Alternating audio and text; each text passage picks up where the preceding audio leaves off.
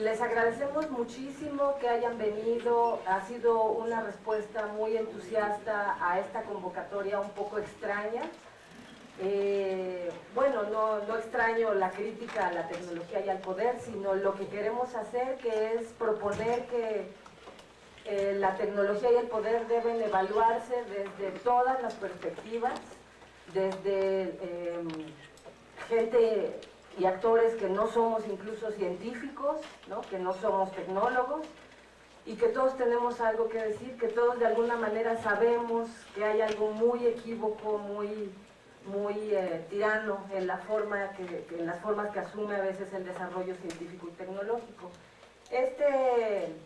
diálogo, este seminario se llama Ciencia, Tecnología y Poder, Miradas Críticas. Y como dice el cartel con el que invitamos, ¿qué papel tienen los científicos críticos? ¿Cómo articular movimientos, organizaciones y científicos para evaluar las nuevas tecnologías y actuar sobre ellas? Cada día sabemos de algo nuevo y vemos casi siempre el entusiasmo general por la tecnología, sin cuestionamiento. ¿Y qué hay detrás de todo eso, ¿no? ¿Qué hay en el otro lado de la moneda de los desarrollos tecnológicos? Hay quienes cada vez estamos más seguros de que la tecnología ya no es una fuente de bienestar, sino más bien de sometimiento y de destrucción de la vida. Para eso estamos reunidos hoy, para explorar juntos esto. Mi nombre es Verónica Villa, trabajo en el Grupo de Acción sobre Erosión, Tecnología y Concentración. Somos coorganizadores de este seminario. Y junto con Emanuel González de la Unión de Científicos Comprometidos con la Sociedad vamos a estar moderando. Sí, buen día a todas y todos, gracias por estar aquí. Como dice Veros, pues este seminario tiene la intención de juntos y juntas reflexionar sobre el papel que está teniendo la ciencia y la tecnología actualmente. Como verán en su programa, ¿no? Pone diversos temas, ¿no? Tales como la geoingeniería, los transgénicos, la biología sintética, los impactos que tienen estos en la biodiversidad y en los sistemas naturales actuales, y en los sistemas alimentarios también. Y precisamente de lo que se trata es, y tenemos invitados muy reconocidos, tanto a nivel nacional como internacional, y pues directamente pasamos a la presentación, ¿no? Primeramente tendremos a Alicia Mazzarini, ella viene de la Universidad de Buenos Aires, en Argentina, y nos hablará sobre tecnociencia y sociedad en el contexto de Latinoamérica.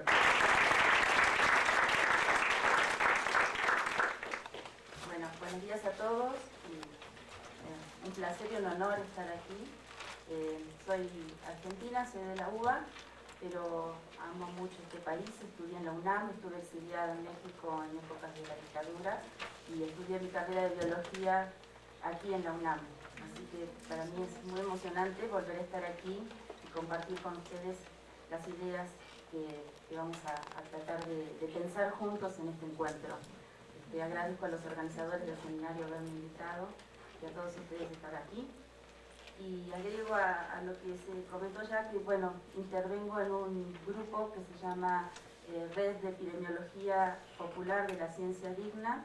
que trabaja en el relevamiento de datos de poblaciones afectadas por agrotóxicos en Argentina, y en otro grupo que se llama Ciencia Entre Todos, orientado a la enseñanza de las ciencias con una perspectiva de democratización del conocimiento científico. Mi carrera de origen es la biología, pero poco a poco me fui acercando a este tipo de problemáticas y es donde ahora tengo puesta mi mejor energía. Lo que voy a tratar de compartir con ustedes ahora lo más brevemente posible es una mirada panorámica sobre la ciencia y la tecnología, en particular la tecnociencia, que es lo que caracteriza esta etapa del desarrollo científico y tecnológico en nuestro contexto latinoamericano. Y para ello, el recorrido de la presentación va a ser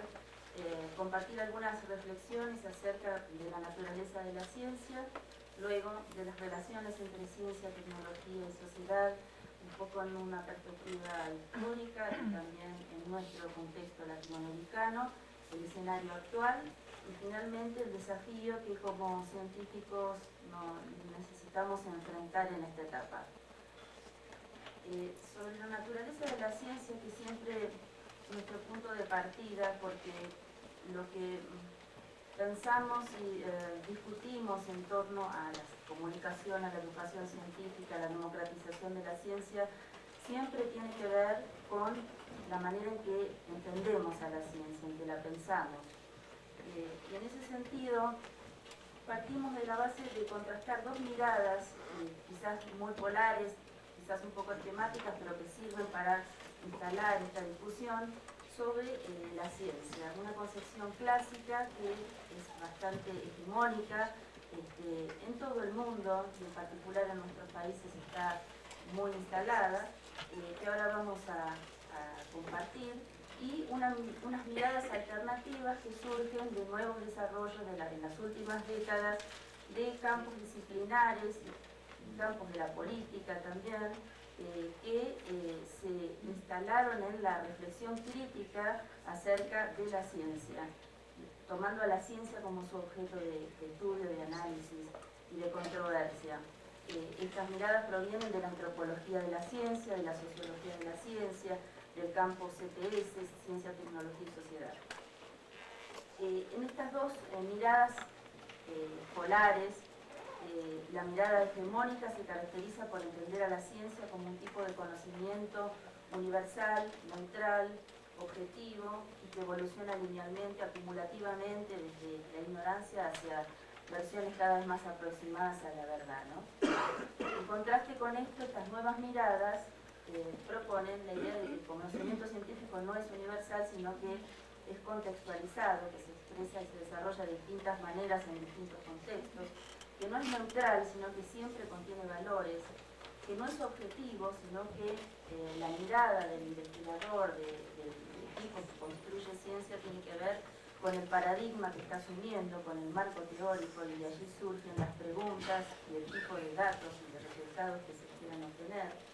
y que no evoluciona linealmente, sino que precisamente porque se construye en el marco de paradigmas, estos paradigmas entran en conflicto, compiten, y en fin, un poco desde la perspectiva de las revoluciones científicas de Kuhn en adelante, lo que se ve es que no hay una continuidad, sino que hay cambios, que hay controversias, que hay saltos en el desarrollo del conocimiento científico. En la concepción clásica, la mirada convencional es que el conocimiento científico tiene que ver con el descubrimiento de las leyes de la naturaleza, con que las leyes de la naturaleza existen, están allí, y solo hace falta una mirada entrenada y rigurosa para descubrirlas. En ese sentido, se estaría construyendo un conocimiento positivo, auténtico, que es verificado, verificable mediante un método riguroso que es el llamado método científico. Esto sería independiente de todo punto de vista del investigador, de toda subjetividad, y siempre que se sigan estos pasos, ese conocimiento va a ser el mismo. En ese sentido, estaríamos hablando de una ciencia objetiva, neutral, o sea, carente de valores y universal. En la concepción alternativa, la idea es que no existen esas leyes objetivas de la naturaleza, que no se trata de descubrir leyes, sino de construir aproximaciones a la realidad a través de modelos que son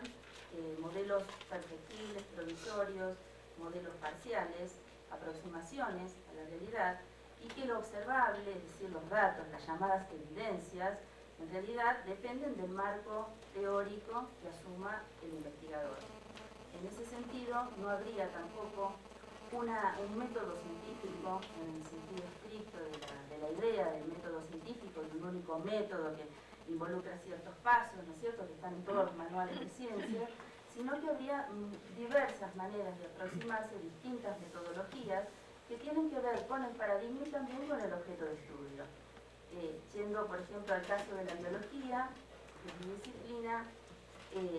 evidentemente, por ejemplo, en el tema de la evolución, que es el tema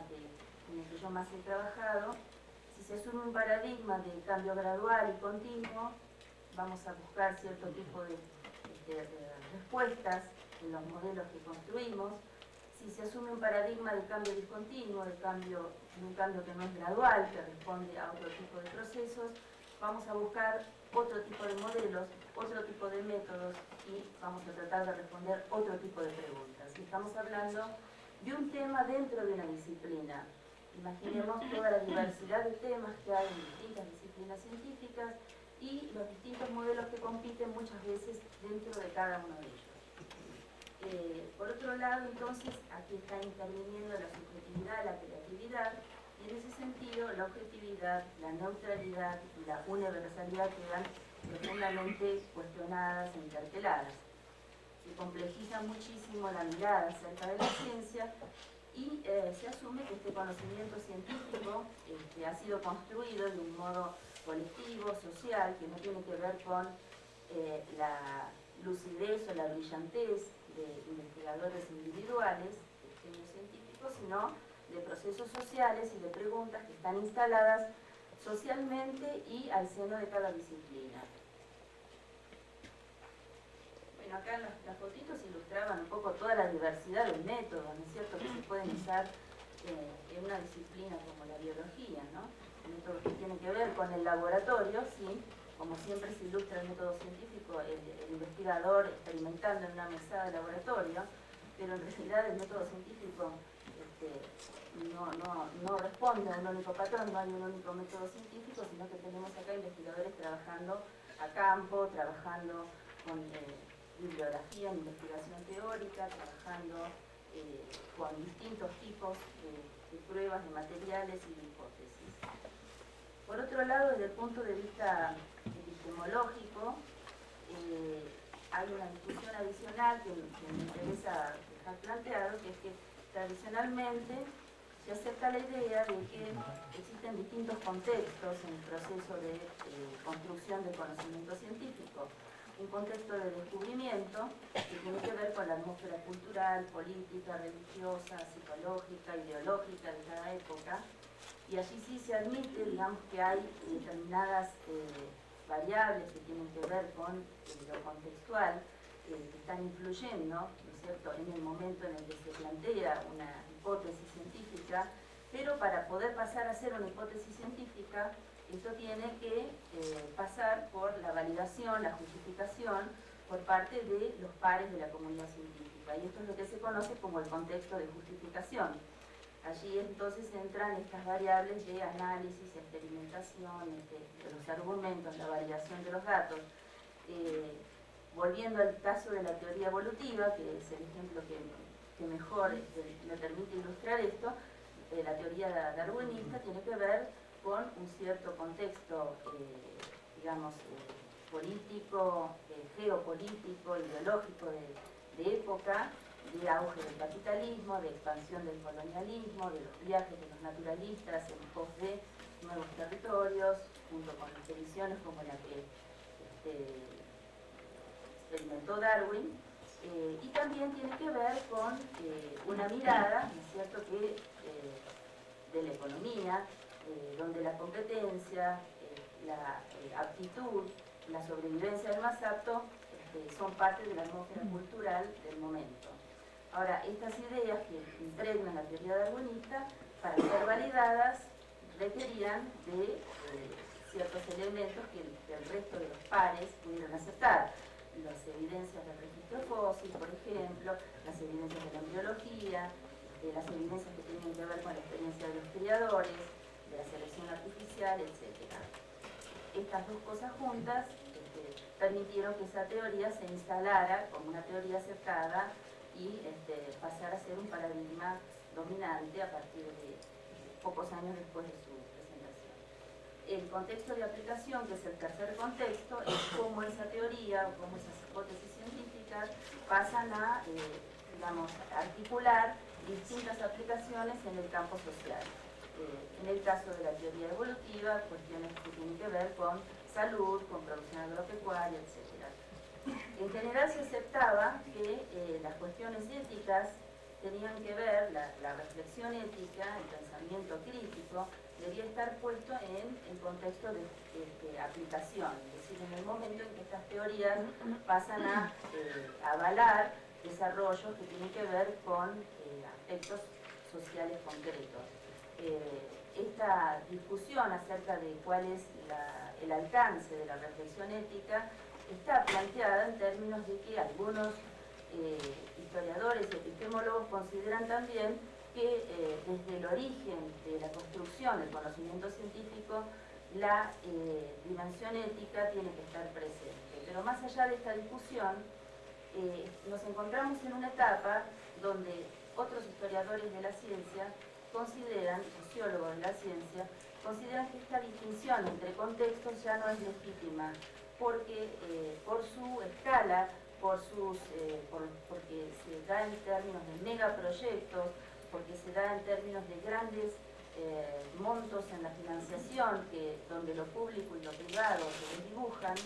y donde las aplicaciones técnicas de los desarrollos científicos están planteadas desde el principio y son prácticamente el motor de estos desarrollos, esta distinción entre contextos ya no es legítima y se habla de tecnociencia en lugar de hablar de un campo científico y un campo tecnológico como dos aspectos separados.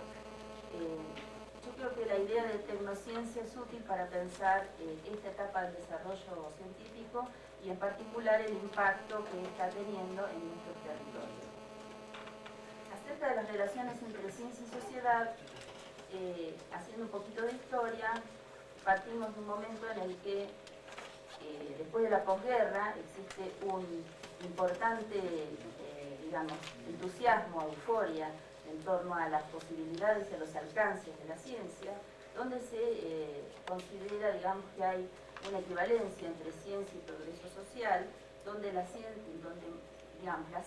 mayor el desarrollo científico, mayor desarrollo tecnológico, involucran también mayor riqueza y mayor bienestar para el conjunto de la sociedad, y todo eso justifica la idea de autonomía del desarrollo científico en la medida en que se supone que hay un desarrollo lineal que conduce desde la investigación científica hacia el progreso social,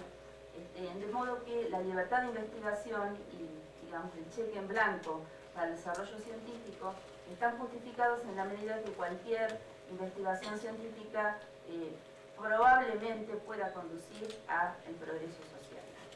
Sin progreso científico, ningún logro en otras direcciones, cualquiera sea su magnitud, podrá consolidar nuestra salud, prosperidad y seguridad como nación en el mundo. Esto es una frase de Vannevar Bush,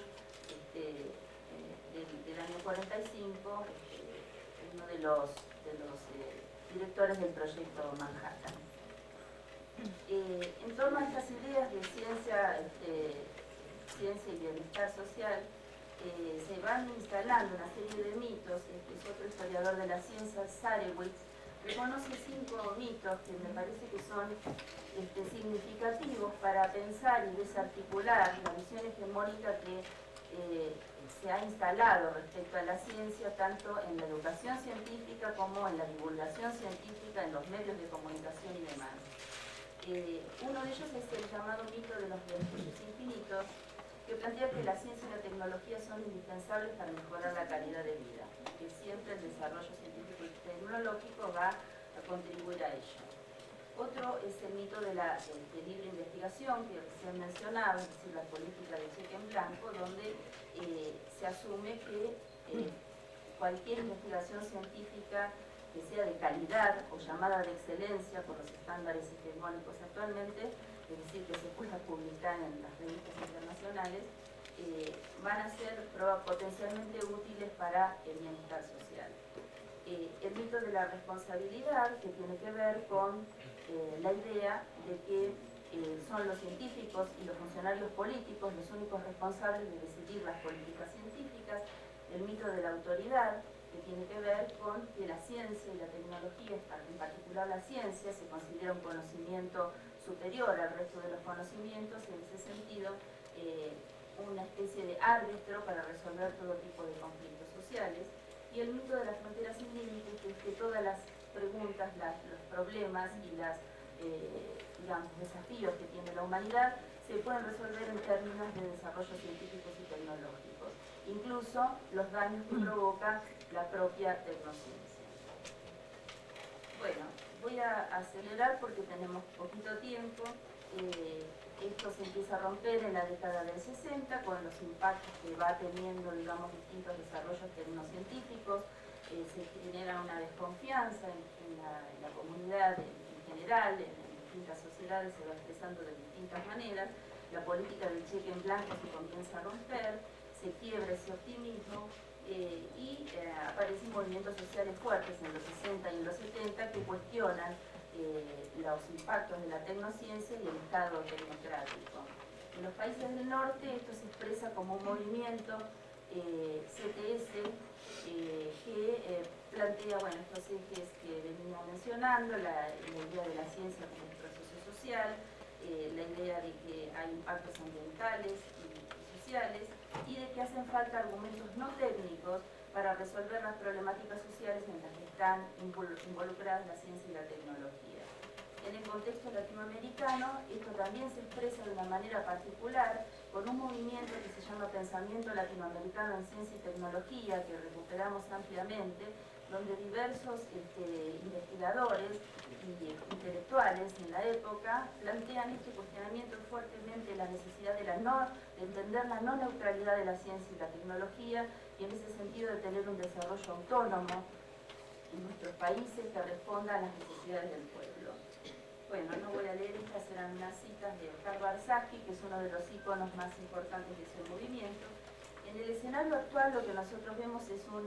una tendencia a la superespecialización de la ciencia, a la fragmentación del conocimiento, a la falta de traducción de los lenguajes entre las distintas ramas y en ese sentido también una ausencia de reflexión sobre los contextos históricos y los marcos epistemológicos que lleva a una gran irresponsabilidad de quienes hacen ciencia respecto a los impactos y a los problemas que van creando su desarrollo. Y todo esto sumado a una fuerte mercantilización y privatización del conocimiento. Hay una crisis de calidad de la producción científica por la presión competitiva que todos padecemos, la proliferación de repeticiones, proliferaciones de fraudes, plagios, pérdida de pertinencia y de relevancia, y el fin, de alguna manera, de este modelo lineal de la ciencia, la ruptura de la ilusión de ese conocimiento acumulativo. En Latinoamérica en particular, esto se manifiesta de manera muy violenta en una etapa en la que nos encontramos del capitalismo, de alguna manera acumulación por despojo, una nueva ola de acumulación por despojo, donde la tecnociencia juega un papel central. Tecnologías como las del fracking, la minería a cielo abierto, la agrobiotecnología, van causando en nuestra región la destrucción de la biodiversidad, problemas sanitarios y ambientales gravísimos, mientras los sistemas públicos siguen promoviendo el desarrollo científico conforme a los estándares hegemónicos, formando científicos que en su mayoría asumen estos mandatos irreflexivamente, con muy poco debate y una masa crítica de científicos que nos llamamos rebeldes de alguna manera, muy pequeña, ¿no? Esto junto a una situación donde los movimientos sociales y las comunidades en sus territorios van resistiendo el avance del modelo y en algunos casos requieren de nuestra asistencia. Nosotros nos enfrentamos a un problema muy grave, que es que nuestros saberes no son funcionales para afrontar este tipo de desafíos. Las problemáticas son complejas, multidimensionales, son situadas en los territorios y la fragmentación disciplinar en la que estamos formados las vuelve de alguna manera inabordables, las interacciones, las complejidades, las entidades de distintas escalas temporales y espaciales, y los problemas se vuelven invisibles. Finalmente, el desafío es afrontar la complejidad de estas problemáticas en nuestra región, abordándolas de una manera contextuada, social, cultural y territorialmente, con el desafío de construir un saber integrado y localmente contextuado. Es decir, necesitamos avanzar en la construcción de nuevos niveles de integración del conocimiento, pero no solamente en interdisciplina, sino también en diálogo con las comunidades y los movimientos sociales. Ese saber funcional está en la interfase de las ciencias sociales, las naturales y las humanidades, pero en diálogo llano con los contextos ambientales, la ideología, la dimensión ética, los saberes no científicos, el contexto social y la política. Bueno, voy a pasar aquí. La idea es construir una ecología de saberes en términos de Boaventura Sousa Santos. sería: la ecología de saberes confronta con la monocultura de la ciencia moderna, está basada en el reconocimiento de la pluralidad de conocimientos heterogéneos, uno de los cuales es la ciencia moderna, y en las interconexiones continuas y dinámicas entre ellos sin comprometer su autonomía. La ecología de saberes se fundamenta en la idea de que el conocimiento es interconocimiento. Entonces acá nuestro desafío, nuestro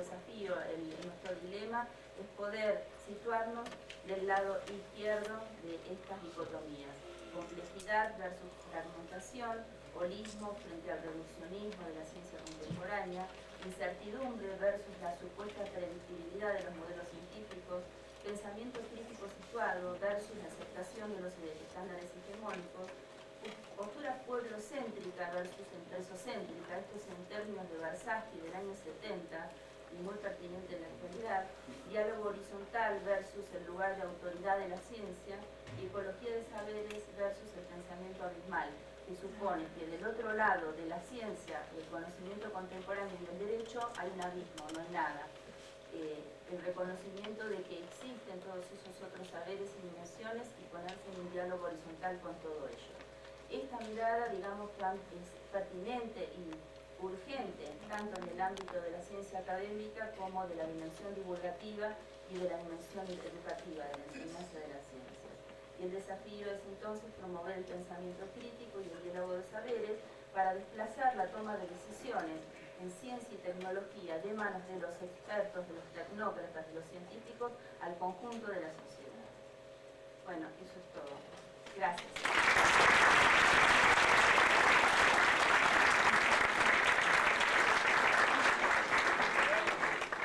Muchas gracias a Alicia y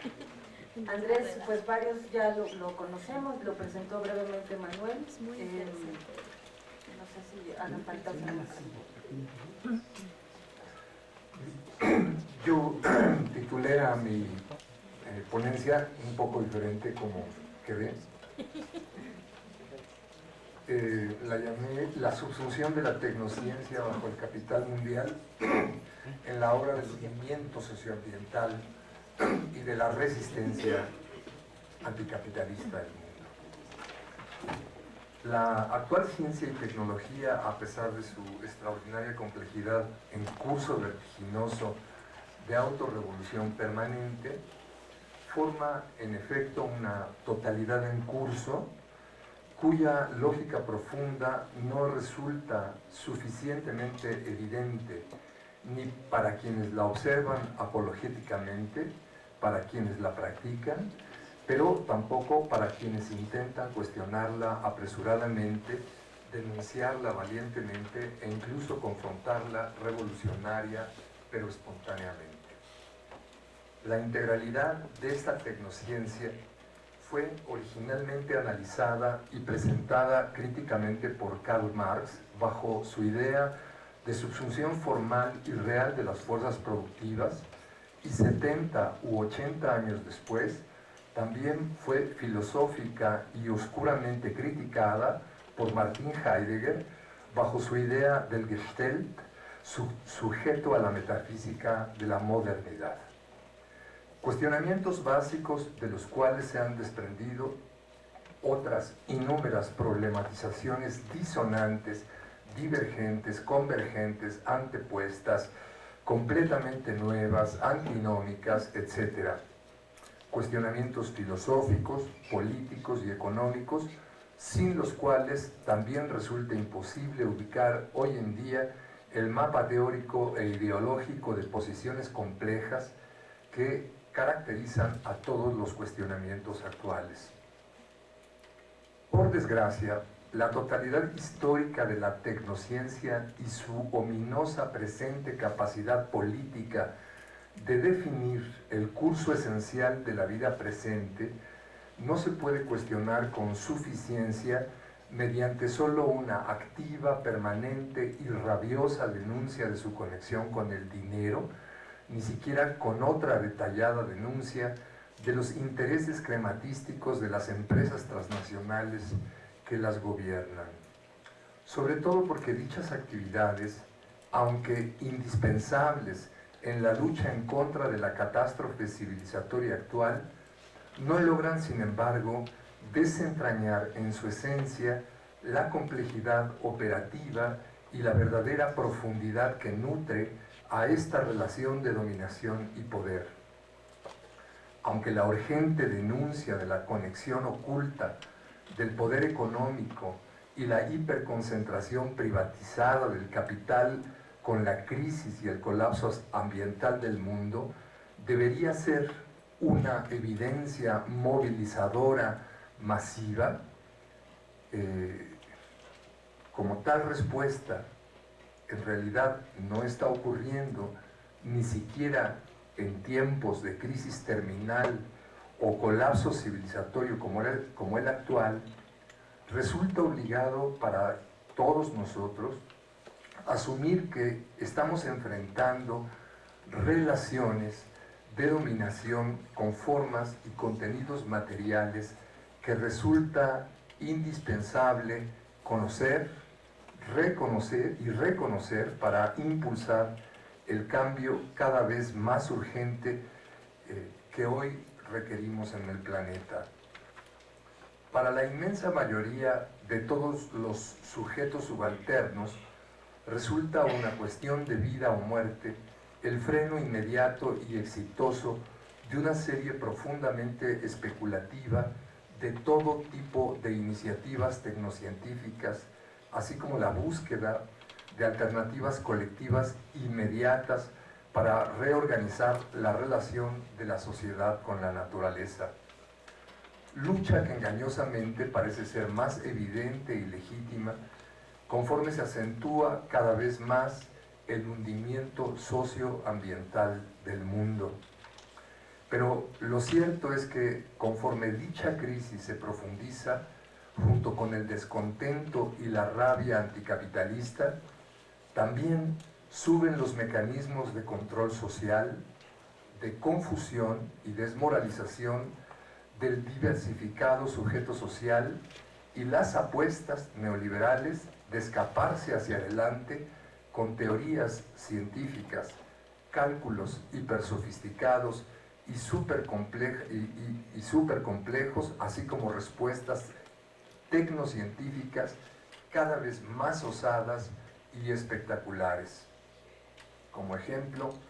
la supuesta inminente predicción que la máquina de inteligencia artificial D-Wave está a punto de realizar en torno a las posibilidades de encontrar un planeta idéntico a la Tierra en un par de años, a tan solo 40 millones de años luz. No solo por la el cuestionamiento de la tecnociencia resulta indispensable, no solo por la extraordinaria legitimidad con la que ésta se mueve dentro del imaginario social, sobre todo por la legitimidad con que opera entre todos los trabajadores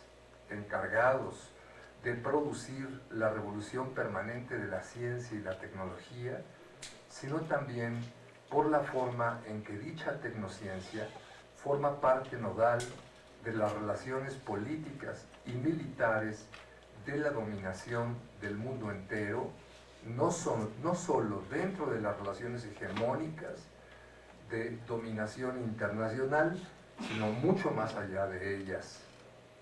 sobre todo por la forma en que el control del proceso económico de acumulación y desarrollo del capital y del mercado mundial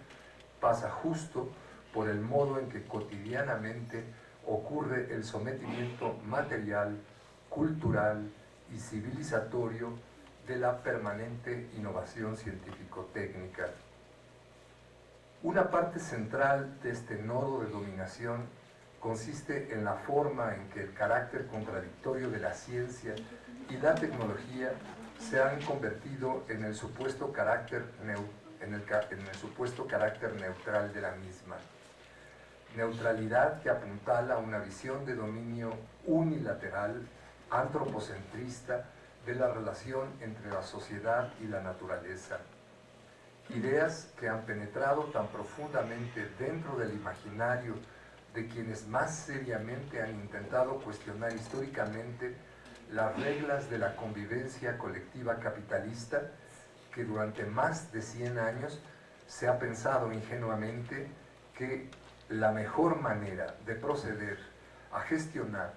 radicalmente este cambio revolucionario era simplemente transformando las relaciones sociales de dominación, pero dejando completamente intacta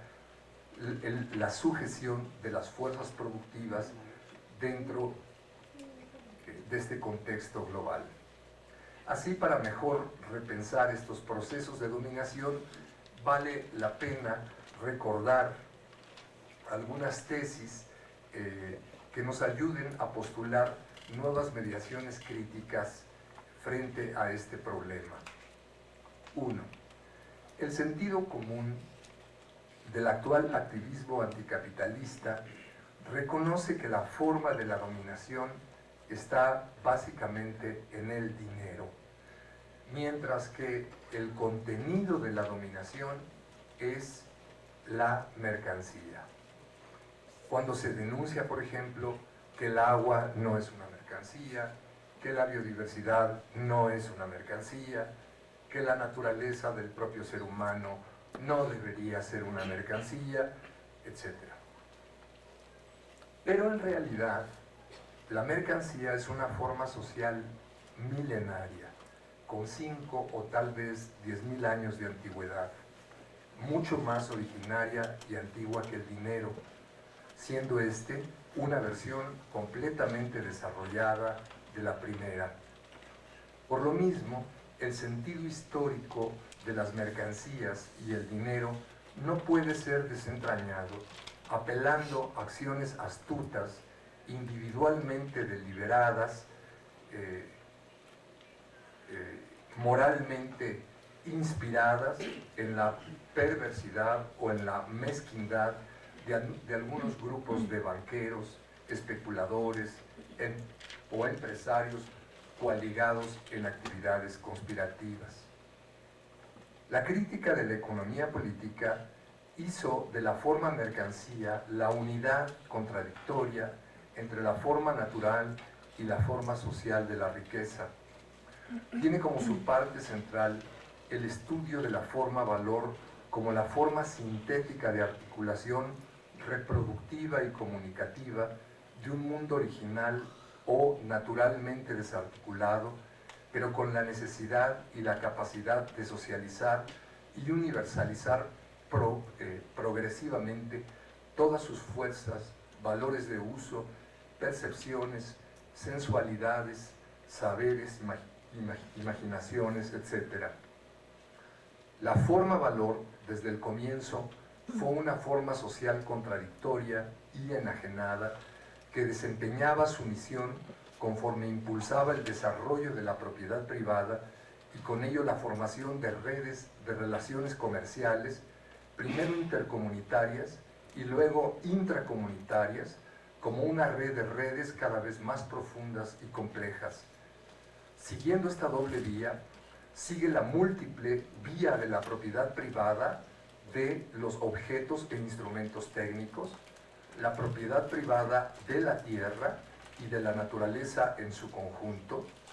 la propiedad privada de la corporeidad, primero de los otros, como esclavos, y luego de la subjetividad humana propia, como trabajo asalariado, y finalmente la propiedad privada de todas las fuerzas generales de interconexión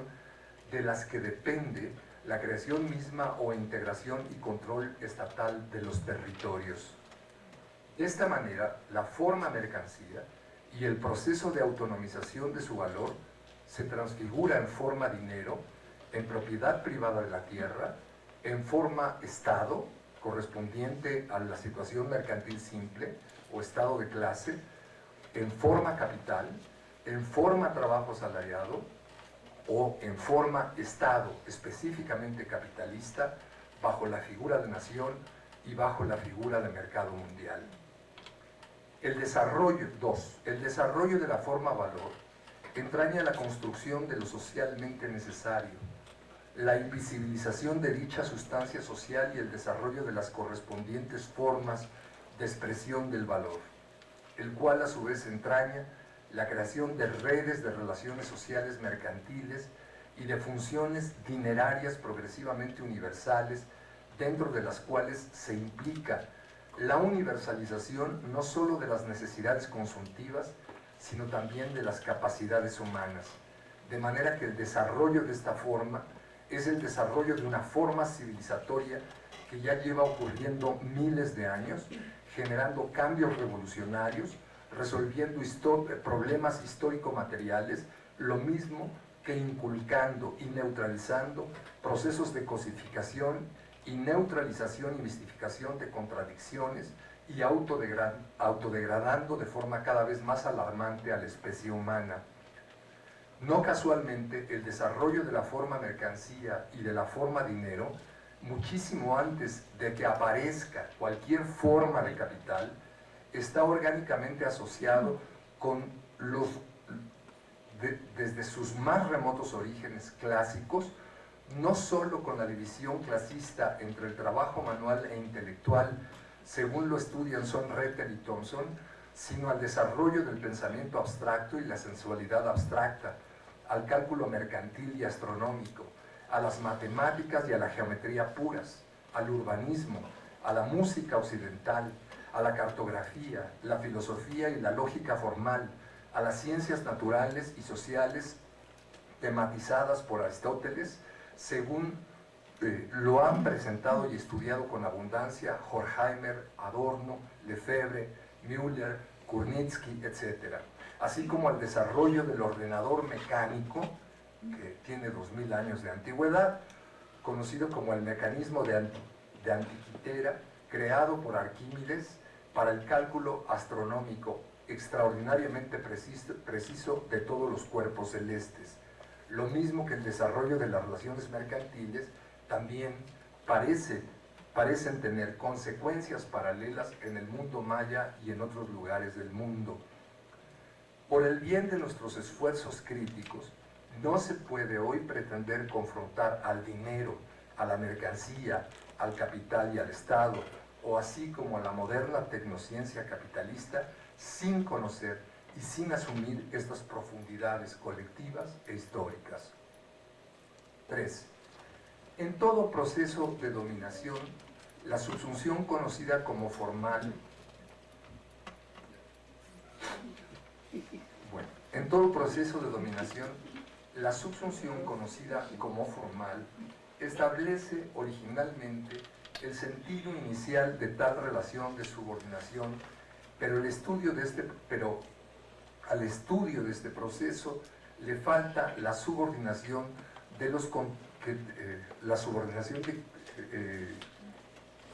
de contenidos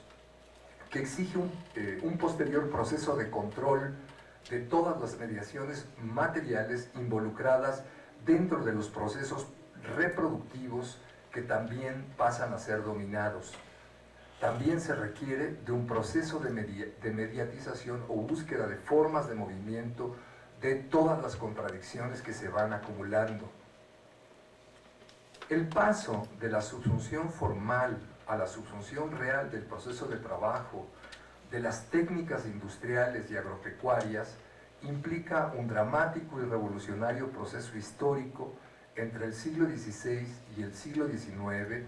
creando contenidos materiales que resulten apropiados al telos de la valorización del valor. Ello implica otros procesos históricos menos evidentes de creación de contenidos científicos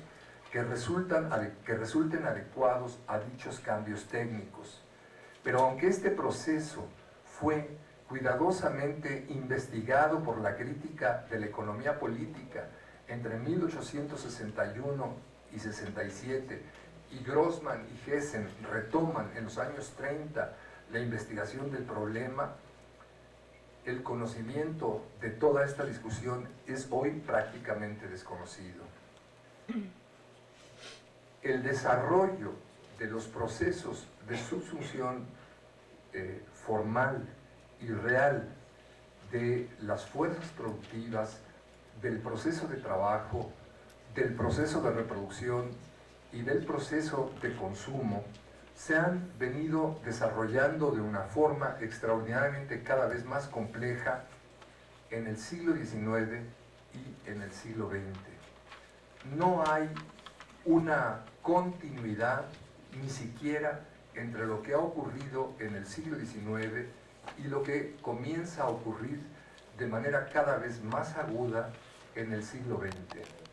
En el siglo XIX no tenemos de manera tan abierta, tan descarnada, tan sistemática y tan compleja la conversión de las fuerzas productivas en fuerzas productivas destructivas. Esto es propio del siglo XX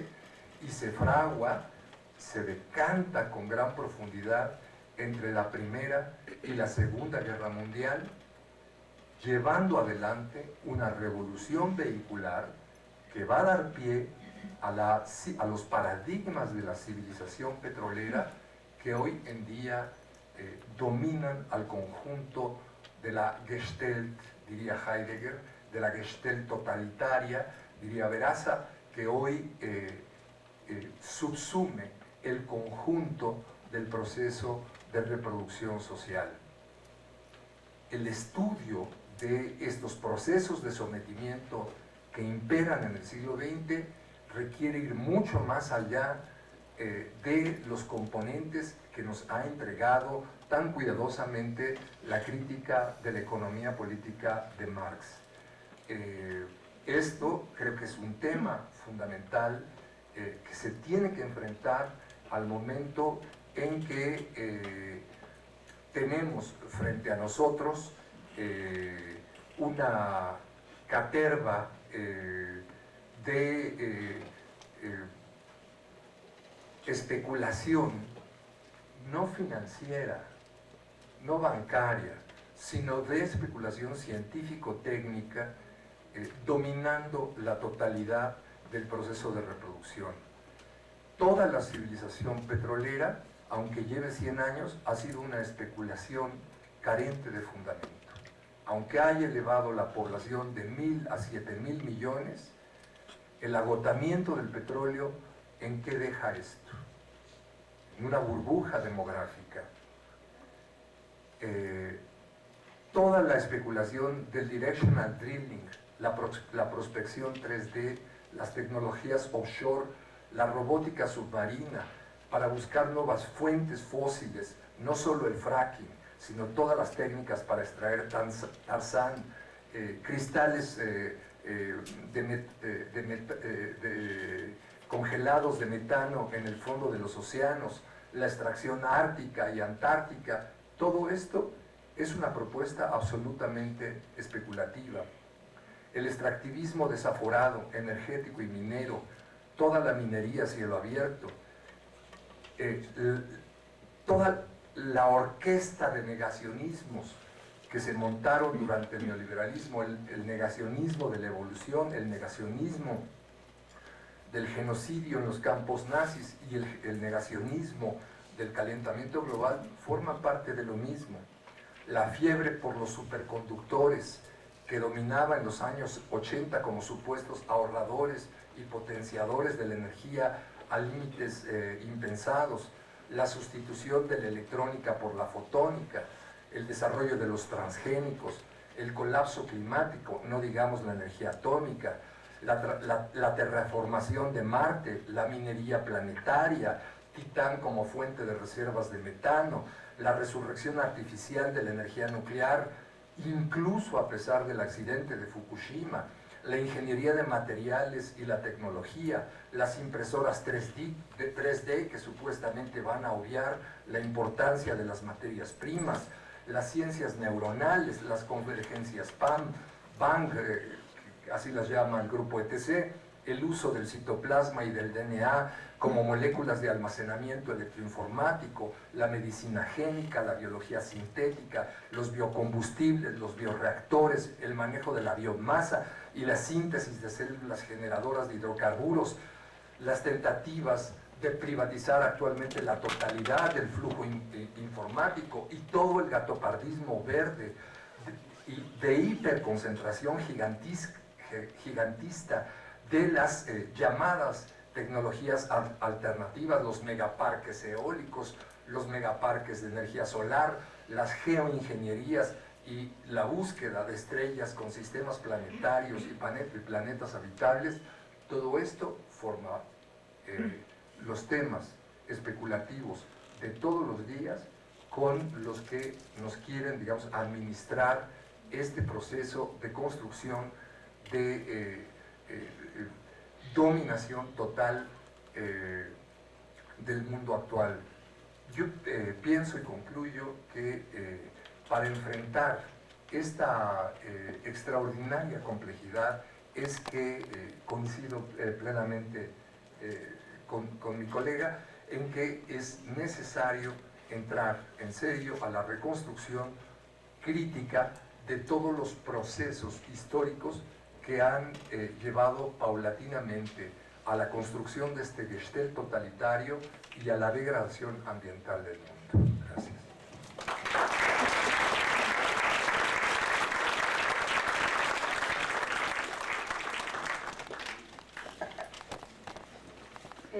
Muchas gracias, Andrés. Vamos a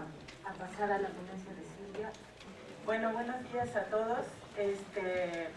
Y como soy parte de las organizaciones que estamos organizando esta conferencia junto con Verónica del grupo ETC, la verdad les quiero agradecer no solo a todos los que están acá, también a muchos de los que están acá que han llegado de muy lejos, como Alicia, en forma particular también al esfuerzo enorme que hace la unión de científicos comprometidos con la sociedad de México y también la latinoamericana, y a muchas otras personas que están aquí, tanto científicos como movimientos, que es un poco lo que nosotros queremos ver, cómo podemos hacer ese cruzamiento, digamos, ese encuentro, ¿no? Entonces, yo les quiero ahora, en este momento, sobre todo dar una imagen un poco general de esto que llamamos un tsunami tecnológico y qué podemos hacer frente a él. Me da mucho gusto haber podido escuchar a Alicia Mazzarini y a Andrés Barreda antes, porque dan un poco el contexto, ¿no? Porque la tecnología no se entiende sin ese contexto. Entonces nosotros en este momento estamos en una situación a nivel mundial, o sea, la tecnología siempre ha tenido un papel en la vida humana, eso en general. Pero además, como explicaba antes Andrés y como bien lo contextualizó Alicia, eso siempre se da además en un contexto, y en este momento el uso de la tecnología, de la ciencia y la tecnología más avanzada, de lo que le llaman alta tecnología, claramente se está desarrollando en función de los intereses económicos, de intereses de lucro, un poco lo que los científicos críticos llaman la tecnociencia, ¿no? Para diferenciarla, digamos, de otras formas de conocimiento, de ciencia. Entonces, creo que no podemos nunca olvidar, digamos así, que nosotros en este momento estamos en un momento de crisis globales muy brutales, enormes, la crisis climática, la devastación ambiental, la crisis alimentaria que no se supera, la crisis económica y financiera, pero además estamos en un momento de una aceleración tecnológica sin precedentes en cuanto a lo que toda la cantidad de productos tecnológicos que se están haciendo y de tecnologías que, aunque no se usen, están en desarrollo. Y la tecnología en particular además es útil, digamos, en estas crisis, porque al plantear soluciones tecnológicas ante las crisis, nos da la idea de que siempre se puede mirar, digamos, hacia adelante y nunca ver las causas de los problemas, porque podemos encontrar una nueva tecnología que va a resolver los múltiples problemas y crisis a los que nos enfrentamos. Y por supuesto esta manera de pensar no solamente genera amnesia, digamos así, en el sentido de no tener que ir a revisar las causas, además genera nuevas fuentes de negocio, ¿no? Entonces yo quiero ahora pasarles muy rápidamente por cómo la convergencia tecnológica se ha manejado en los últimos, vamos a decirle, 20 años. Entonces, en Estados Unidos, a principios del siglo en que estamos, digamos, en el año 2000-2001, ellos le llamaban la convergencia NBIC, que es la convergencia de la nanotecnología, la manipulación de la materia, de la biotecnología, la manipulación de lo vivo, de la informática y las ciencias cognitivas. Además hay otras que están relacionadas, pero ellos le pusieron NBIC y ponían a su proyecto tecnologías convergentes para mejorar el desempeño humano. Al mismo tiempo la Unión Europea le llamaba CETEC, tecnologías convergentes para la Sociedad Europea del Conocimiento, que es todavía de alguna manera se sigue como usando estos términos. Nosotros, tomando estos mismos elementos, el grupo ETC, le llamamos tecnologías BANGO, o sea, tecnologías que usan bits en términos informáticos, átomos, neurociencias y genes, aunque hay otras, como digo, que podrían o no estar conectadas a esta, y le hablábamos de que estas tecnologías, todo esto en el año 2000, iban a formar lo que le llamábamos un Little Bang, ¿no? Como el Big Bang, pero realmente iba a haber un cambio muy grande de las relaciones de trabajo, económicas, y que iba a estar intermediado por la tecnología. En el año 2011, Alemania le llama a esto mismo la cuarta revolución industrial. Se refieren a la convergencia de sistemas ciberfísicos, donde hay una estructura física y biológica con programas informáticos, con software, con sensores, con nanotecnología que cambia la estructura de los materiales y con la tecnología de comunicaciones. La conjunción, además de todo eso, es lo que a lo mejor ustedes han oído, la expresión el Internet de las cosas, o sea, no solo el Internet de transmitir información, sino que la información a través de la conjunción con todos los otros medios tecnológicos se transforma en cosas. Y el Foro Económico Mundial, el Foro de Davos, que, solo para recordar, es donde se reúnen anualmente los dueños del planeta, podríamos decir así, los dueños económicos del capitalismo en el planeta, que son las mayores empresas, tanto de capital productivo como de capital financiero, y que además funciona un poco, no solamente como un encuentro, sino que además funciona un poco como una generación de estrategias. El Foro de Davos adopta este concepto de la cuarta revolución industrial en enero de este año, del 2016, y también acompaña esto de adoptar este término, digamos, con el reconocimiento de los riesgos que conlleva, y habla de riesgos ambientales, sociales, de desempleo. Ellos hablan de que por seguro va a haber 5 millones de empleos que van a desaparecer, de los que ya existen, lo cual es absolutamente poco, digamos, está muy subestimado, digamos, ¿no? Pero además hablan de otro tipo de riesgos que ahora vamos a ver un poco más adelante. Dentro de las tecnologías que nosotros hemos visto en los últimos 10 años, 10, 15, hasta 20 años, digamos así, es esto un poco de que frente a las diferentes crisis, cómo se puede resolver todo con tecnología, ¿no? Entonces, frente a la crisis alimentaria, hemos visto cómo nos ha propuesto primero los transgénicos, que ahora en la segunda sesión vamos a tener más detalles más sobre cómo esta es una tecnociencia llena de fallas, ¿no? Ahora las mismas industrias lo quieren cambiar la denominación de transgénicos por llamarla edición genómica, y que aunque abarca algo más que transgénicos, son otras biotecnologías, en realidad también es una manera de tratar de desligar del lenguaje común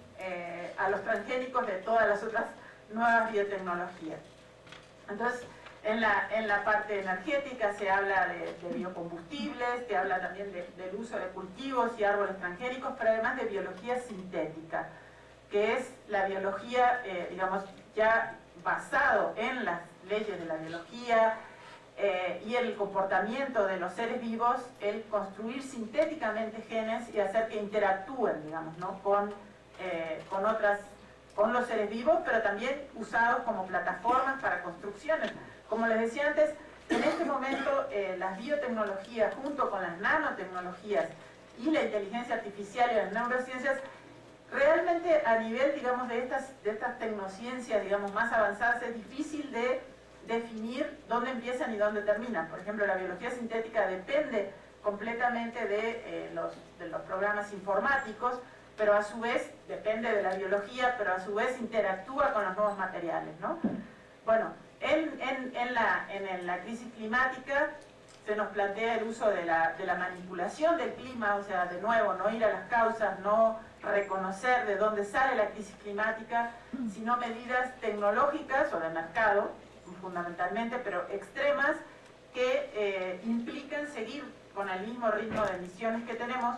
pero sin nunca resolverlo. Y en salud se repite, digamos, un poco la edición genómica, esto que vemos continuamente a nuestro alrededor, en medios y todo, en donde todo el tiempo nos están anunciando que la medicina genómica y que un descubrimiento así súper específico, nanotecnológico, va a ayudar a una enfermedad X. Bueno, en realidad, como si el contexto de las farmacéuticas no fuera que el 95% de lo que comercian las farmacéuticas ya existía desde hace décadas y que solamente lo han cambiado nada más para poder seguir vendiendo, ¿no? Pero la propaganda es que siempre estamos en la última tecnología, ¿no? Hay otra tecnología muy en particular que quiero nombrar después, que son los impulsores genéticos, que es parte de la biología sintética. A todo esto, nosotros estamos, cuando le hablaba de aceleración tecnológica, realmente cuando nosotros dijimos en el año 2000 que iba a haber un tsunami, lo usamos como una expresión. Y hace poco me comentaba una compañera, me decía, y ustedes dijeron que iba a pasar eso, pero no está pasando, ¿verdad? Porque estamos todavía más preocupados por el despojo de los territorios, del agua, de cómo comemos. Sin embargo, ese tsunami no solamente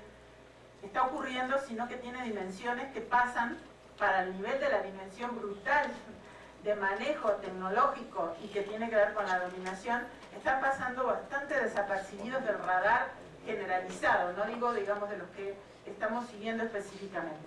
Por ejemplo, en informática se hablaba de la ley de Moore, ¿no? Hace también bastante tiempo, como a principio del siglo, en donde decía que el poder de procesamiento se duplicaba y el precio se reducía a la mitad cada 24 meses. Esto yo creo que ha sido muy superado, pero no tanto como en biología sintética. En biología sintética es 5 veces más rápido, la velocidad del secuenciamiento de genes se duplica y el costo baja a la mitad cada 4 meses. Y esto es lo que hace que ya están embarcados en un proyecto que se suponía que era secreto, que lo inicia la Universidad de Harvard con otros, pero que para construir seres humanos sintéticos, o sea, genomas sintéticos de seres humanos. O lo que ahora, digamos, es la tecnología más, que está, como decir, que atrae más a los intereses de capital, económicos, etcétera, que es la de lo que le llamamos impulsores genéticos o gene drives, que es el intento de conseguir manipular de tal manera las leyes de la herencia a nivel de la biología que un determinado rasgo que se inserta se mantenga indefinidamente, lo cual no está probado que funcione, pero la intención es esa, ¿no? Es como lo de los seres humanos sintéticos, no está para nada probado que lo puedan hacer, pero ya están sentados a ver cómo lo hacen, digamos, ¿no? Hay otras convergencias tecnológicas de alto impacto, como por ejemplo la robótica, los drones, definitivamente los vehículos no tripulados, la inteligencia artificial, de la cual Andrés nombró al pasar, pero por ejemplo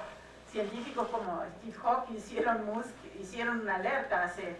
2 años, a principios del 2015, diciendo, cuidado, la inteligencia artificial, nosotros que trabajamos con eso, pensamos que está tomando caminos por la aceleración tecnológica, por la capacidad que se desarrolla, que podrían ser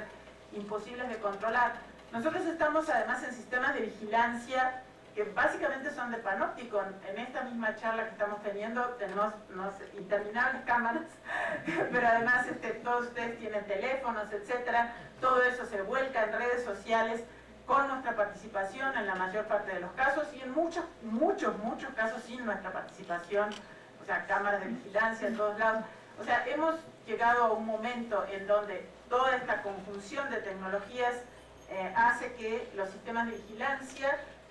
tengan una capilaridad, tengan un alcance que nunca habían tenido. Y el que además, a diferencia de, por ejemplo, de lo que pronosticaba, por ejemplo, George Orwell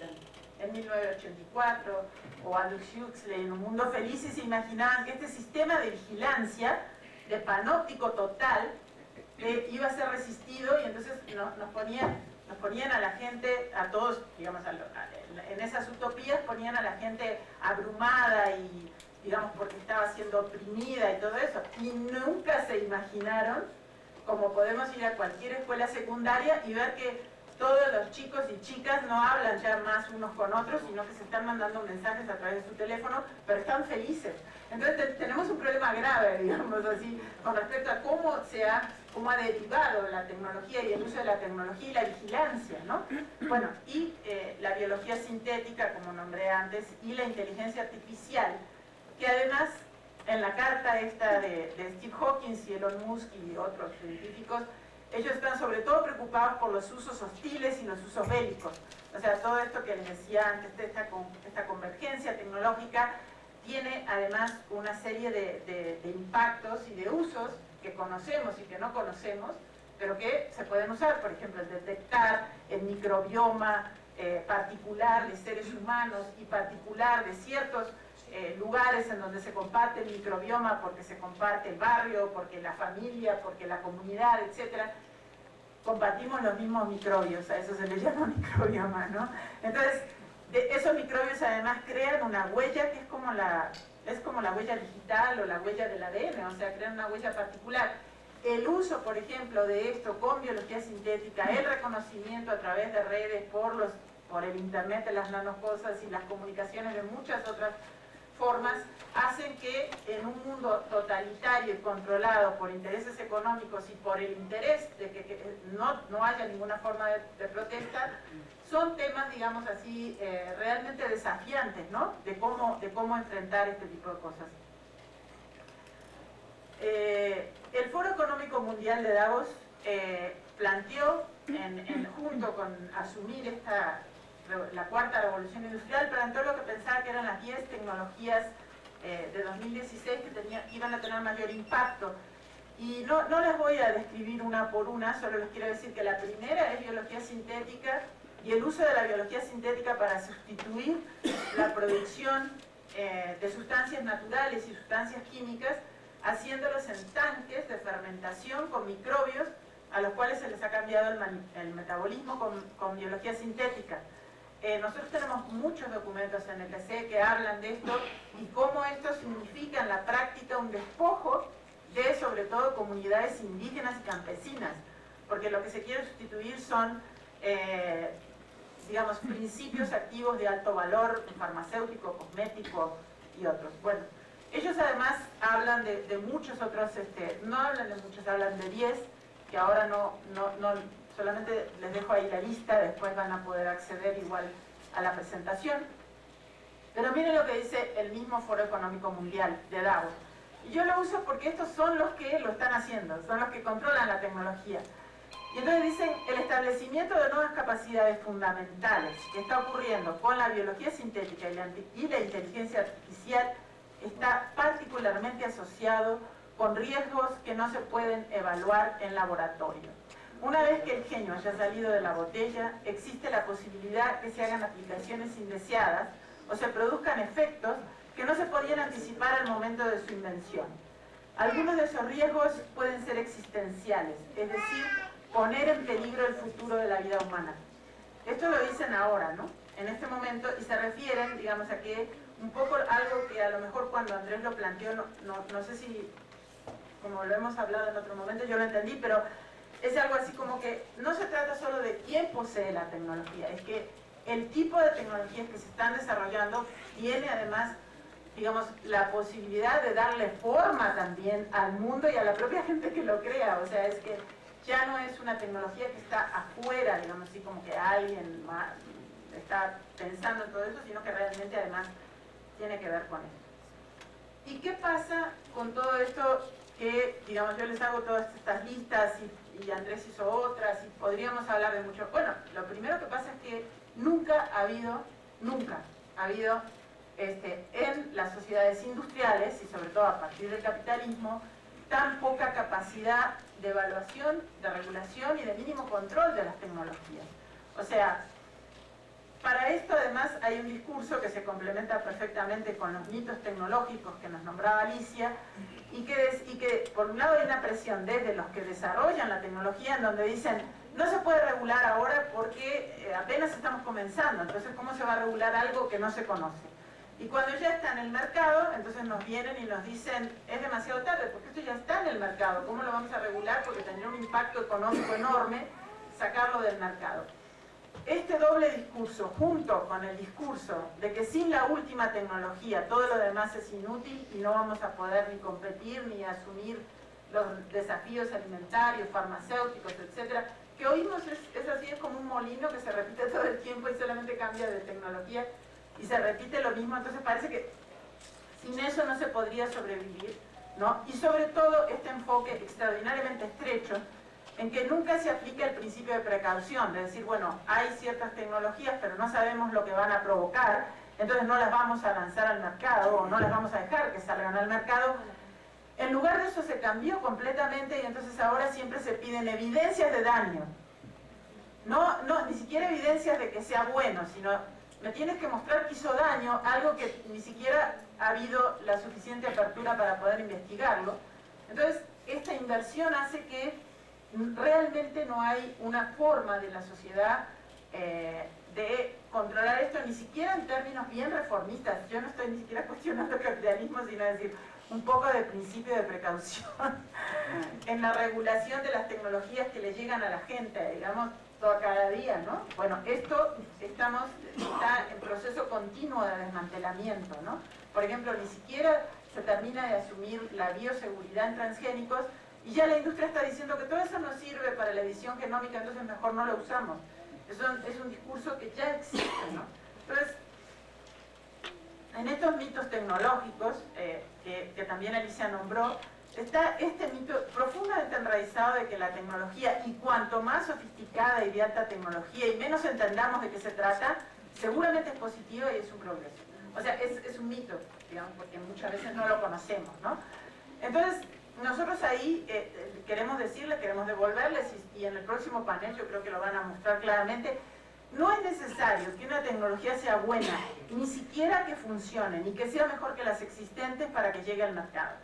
Solo se necesita el poder económico de mercadeo y cuando es necesario la corrupción necesaria para que esto pueda salir. Por ejemplo, los transgénicos rinden menos, usan más agrotóxicos, conllevan más riesgos sanitarios y ambientales que los que ya existían,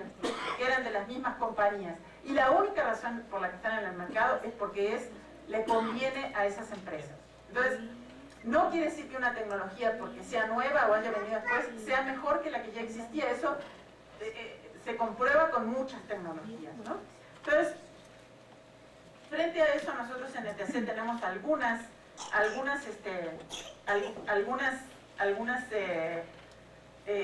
como principios, ¿no? Una es que en todas las sociedades injustas, cualquier nueva tecnología favorece a los privilegiados. Y estaría para discutir este concepto, pero bueno, cuando hay una sociedad injusta, quienes pueden acceder a las nuevas tecnologías siempre son los que tienen el dinero, los medios, etcétera, y aumenta, digamos, las brechas que existen. Y lo mismo, por lo menos hasta ahora, en nuestra experiencia, cuando revisamos la historia, le toma a la sociedad en general, pero incluso a las organizaciones, una generación entender realmente cuáles son los impactos de una tecnología. Pongan los transgénicos, recién a 20 años en los países donde más ha habido transgénicos, que son Argentina y Estados Unidos, por ejemplo, recién ahora empiezan a salir informes críticos de la parte dominante de la sociedad diciendo, uy, esto a lo mejor tiene muchos problemas. Llevó 20 años, digamos, que hubiera una mínima consideración. Y la otra cosa es que para realmente evaluar una tecnología se necesita pensar no solamente interdisciplinariamente, eso de plano se necesita interdisciplinariedad. Piensen toda esta conjunción que les decía antes, pero además se necesita aceptar la complejidad, la incertidumbre, las perspectivas de los que van a ser afectados, de los movimientos, de otros sistemas de conocimiento que no son a lo que ahora se le llama ciencia, de conocer los contextos, el contexto histórico, pero también el contexto, por ejemplo, económico, etc. Todo eso forma parte de esta evaluación de tecnologías. Entonces nosotros para eso, por un lado voy a nombrar nada más, que en este momento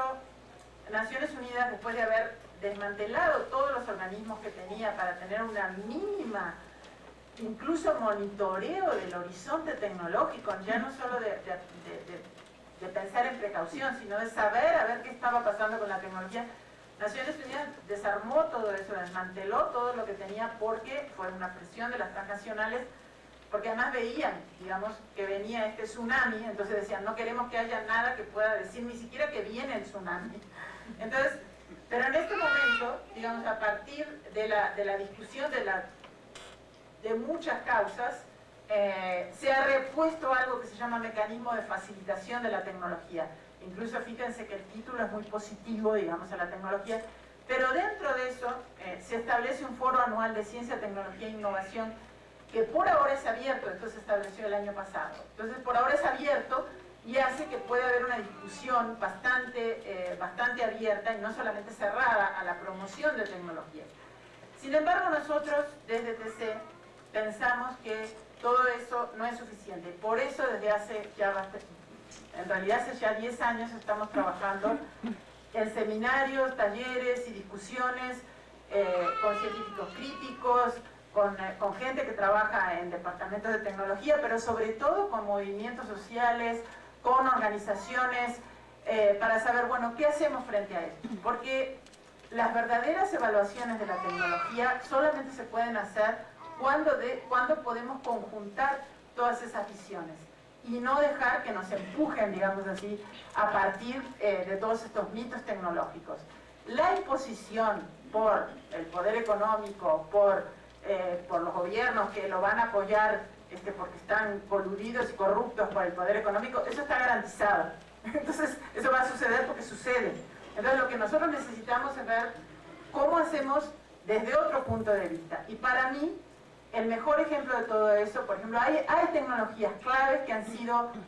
realmente interceptadas por la acción social, por este tipo de comunicación entre movimientos científicos, diferentes formas de conocimiento, de aceptar que la gente no las quiere. ¿Por qué decir que yo no quiero una tecnología no es una razón? ¿Desde cuándo? O sea, si yo no la quiero, no la quiero. O sea, ¿por qué eso no es válido? Y tengo que aceptarla porque es algo muy avanzado, ¿no? Entonces, recuperar esa capacidad de análisis y de acción. Y por ejemplo, los transgénicos es un ejemplo. Aunque estén como están en nuestra comida, como están en nuestros campos y todo, la enorme diferencia, y acá hay mucha gente que conoce mucho de eso,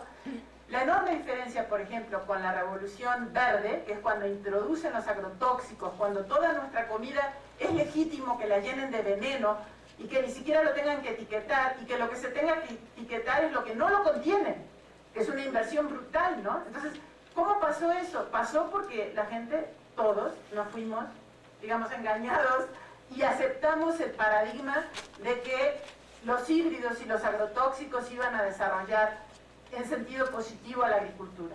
Y con los transgénicos la llevan perdida desde el momento cero. Antes de que los lanzaran al mercado había gente oponiéndose.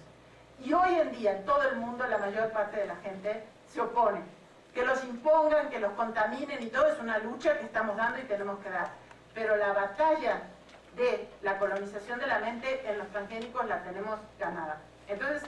es ese tipo de cosas que yo creo que a través de este análisis, de muchas perspectivas y de colaboración entre diferentes tipos de miradas, de organización, podemos lograr, mirando además un horizonte tecnológico también más complejo. Muchas gracias.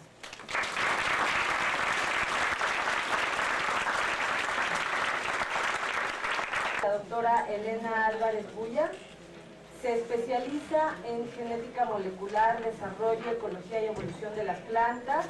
investigación que combina con una actividad constante para coadyuvar a la conservación de la diversidad biológica y a la promoción de una ciencia comprometida con la equidad, la justicia y el beneficio social. Realizó su doctorado en la Universidad de California en Berkeley. Lo voy a resumir un poquito. Ha sido profesor visitante en varios de los institutos de investigación en el área que investigan, ¿no? en más prestigiosos del mundo. Ha colaborado en la fundación del Centro de Ciencias de la Complejidad de la UNAM. Desde el 92 se incorporó al Instituto de Ecología. La doctora Álvarez Buya investiga actualmente la dispersión de transgenes en las razas y variedades locales de maíz en México. Es miembro fundador y coordinadora general desde 2008 de la Unión de Científicos Comprometidos con la Sociedad. Si ya está lista la doctora Elena, ya podemos comenzar y después presentamos a la siguiente participante.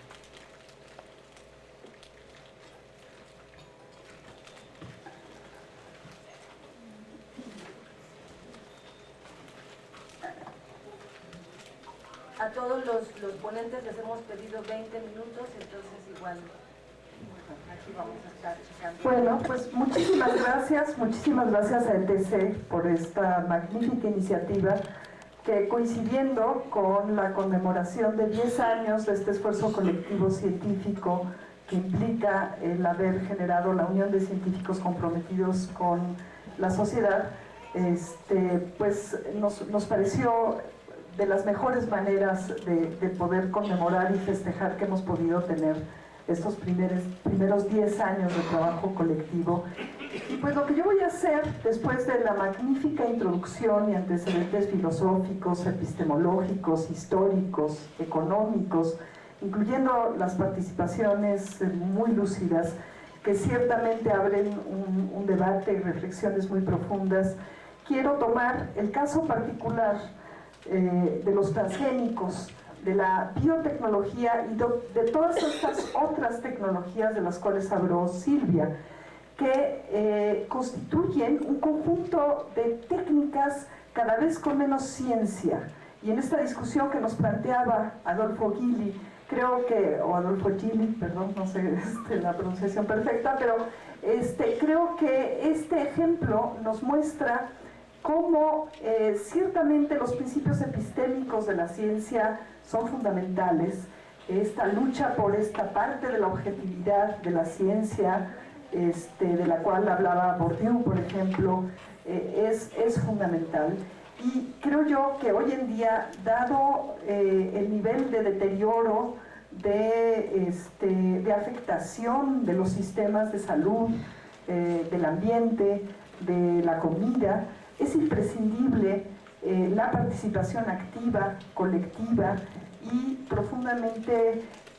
rigurosa, epistémica de los científicos. Y al mismo tiempo, cada científico, creo yo, debemos de ser activistas sociales, es decir, como decía Richard Lewins, que desgraciadamente acaba de fallecer, todo científico, ante las crisis y ante los retos que tenemos, debemos tener una pierna adentro y una pierna afuera, es decir, una pierna en la mejor ciencia posible y otra en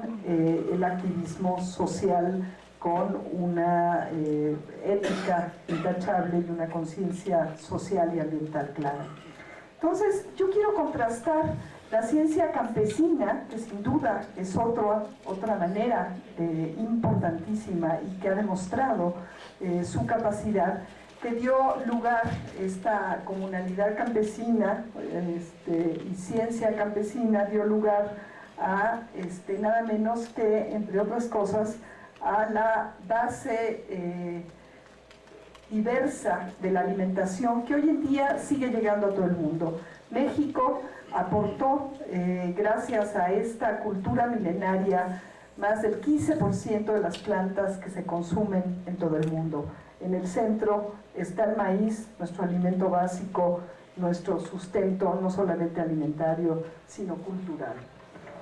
Esta agricultura campesina, que implica una forma civilizatoria totalmente contrastante a la que hoy nos domina, alimenta al hombre y protege la tierra y nuestros cuerpos porque se cultiva con una plena claridad sobre las obligaciones del hombre en su comunidad y para con la madre tierra, y implica esta posibilidad de una resistencia fundamental ante la alternativa agroindustrial, como vamos a ver más adelante, y creo yo implica una parte importantísima de la capacidad de resistencia y de robustez de las autonomías de los pueblos originarios. Y la importancia que tiene en esto queda claro no solamente en todas las manifestaciones culturales como esta, sino en la posibilidad de mantenerse al margen de los mercados globales de alimentos durante muchos años. Pero esto se está viendo amenazado de una manera novedosa, distinta a la que implicó la Revolución Verde, que también fue una forma de dominación de la agricultura por los grandes capitales, de hacer negocio, por decirlo en pocas palabras, a partir de la producción, de la transformación y de todas los eslabones de la cadena alimenticia, que era pues el objetivo, lo que movía la motivación de la Revolución Verde, que se le puso verde para tener esta pantalla de ambientalista, y se planteaba como una alternativa humanitaria para alimentar al mundo, para resolver el hambre del mundo, y sin embargo tenía solamente este impulso, este motor de poder incorporar a la agricultura en los sistemas capitalistas de producción. Y obviamente la Revolución Verde implicó impactos muy negativos a nivel ambiental, a nivel de salud y de la diversidad, porque implica un empobrecimiento de esta otra alternativa de cultivo tradicional. Pero lo que quiero convencerlos hoy en día, justamente por esta falta de ciencia en el desarrollo de los cultivos transgénicos y por los intereses que los empujan, que para nada son epistémicos, para nada son científicos, estamos ante un nuevo escenario con riesgos, con peligros novedosos que requieren de una verdadera ciencia sistémica, integrativa, compleja, para entenderlos y para hacerles frente. Casualmente, contradictoriamente, paradójicamente, la gran revolución verde y la gran revolución agroindustrial está también sustentada en el maíz, pero en un maíz que nada tiene que ver con el maíz mesoamericano. Le llamamos hoy en día un maíz botarga, que es cualitativamente distinto, pero que sustenta muchas industrias, la industria cárnica, del vestido, la industria automovilística, que ya nos explicó Andrés Barreda cómo ha sido un motor importantísimo de la civilización actual. Y esta industria cada vez necesita mayores tierras, nuevos mercados. Hoy en día todavía prácticamente toda la población rural mexicana no es un mercado de esta industria, y obviamente este es un objetivo claro de los híbridos de la Revolución Verde y también de los transgénicos, para seguir acumulando ganancias. Y lo demás, todo lo demás que ha implicado el utilizar a la ciencia como revestimiento de legitimación de estas tecnologías con muy poquita ciencia, es propaganda pura. No hay innovación aquí. Yo sí creo que hay algunas innovaciones científicas importantes, pero en este caso los transgénicos se lanzaron al mundo con una muy endeble base epistémica, y es de lo que les quiero plantear, y esto ha implicado riesgos novedosos, importantes, preocupantes, y por lo cual ha sido fundamental el integrar estas colectividades científicas, sociales, de comunidades, para detener esta avanzada. Implica una forma de despojo a esta capacidad autonómica de sustento alimentario muy novedosa. Y yo creo, al igual que planteaba Alicia en el primer panel, que esta tecnología desde el principio fue vista como una arma novedosa de colonización, una nueva revolución genética que tiene una capacidad cualitativamente distinta a la dominación a través de los híbridos, de la producción de alimentos, de su transformación y inclusive de su control a través de muchos mecanismos, como voy a platicarles más adelante. Entonces podríamos decir, en esta forma de hablar de las comunidades de los Altos de Chiapas, que es una nueva y más poderosa forma de colonización, de despojo de los territorios y de cancelación de las autonomías, es la hidra capitalista disfrazada de maíz. Quiero darles 3 ejemplos de la endeble ciencia o carencia de epistemia en el planteamiento que trata de empujar a esta tecnología como si realmente estuviera sólidamente sustentada en principios científicos. Plantean que el maíz transgénico es igual al maíz criollo. Quiero demostrarles experimentalmente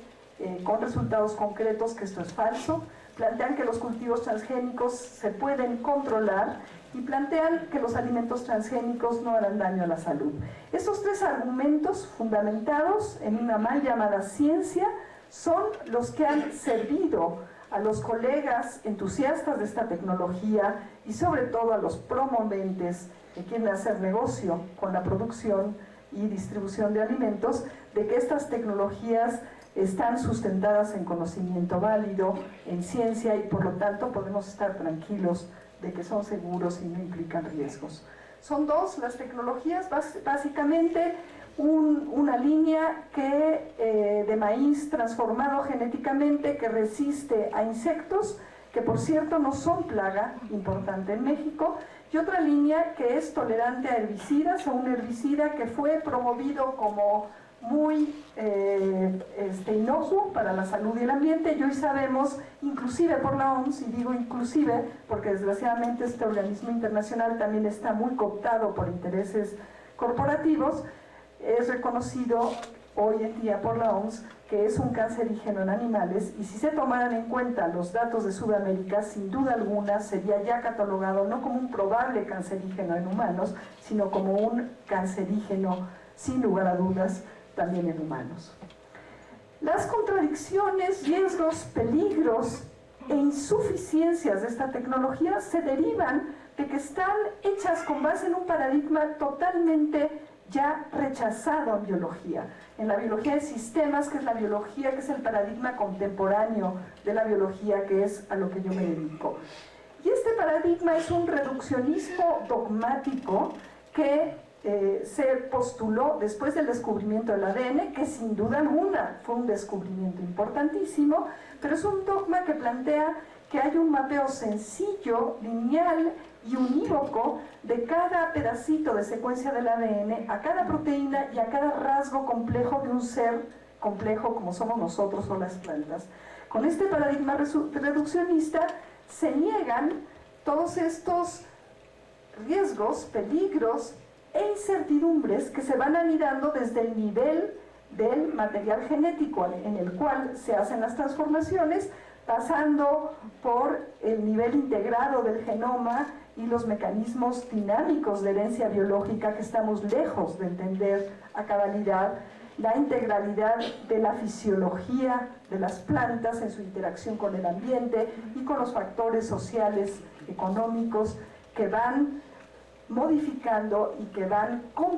complejizando este conjunto de incertidumbres, de insuficiencias, de riesgos y de peligros que no son reconocidos y mucho menos tomados en cuenta en las decisiones de desarrollo y de liberación y de reglamentación. Y es que toda esta tecnología, haciendo caso omiso del avance de la ciencia biológica que está documentado en muchos artículos que sí se siguen publicando,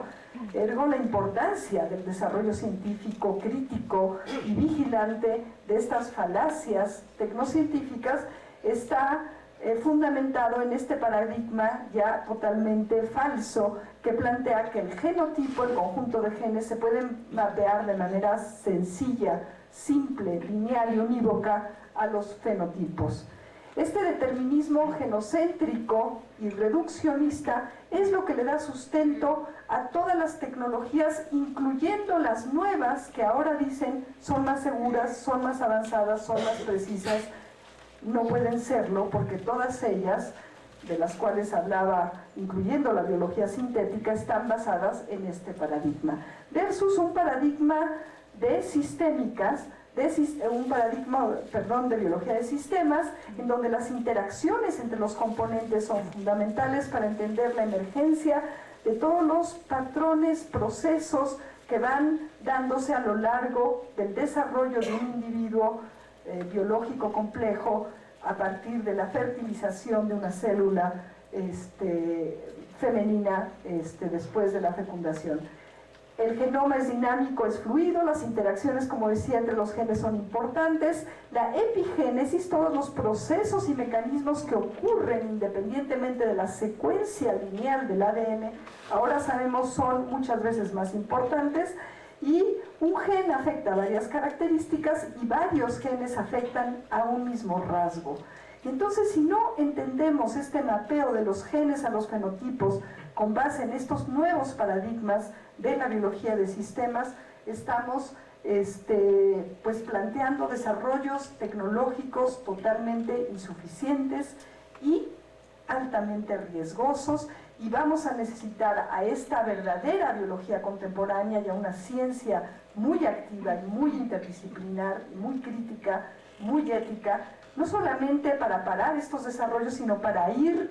advirtiendo hasta qué nivel pueden llegar los riesgos, pues las afectaciones, como decía Silvia, están ya dándose a pesar del rechazo global a estas tecnologías. Entonces, este dogma, híjole, me tengo que ir mucho más rápido, queda superado. Estos dos organismos que ustedes ven acá son genéticamente idénticos,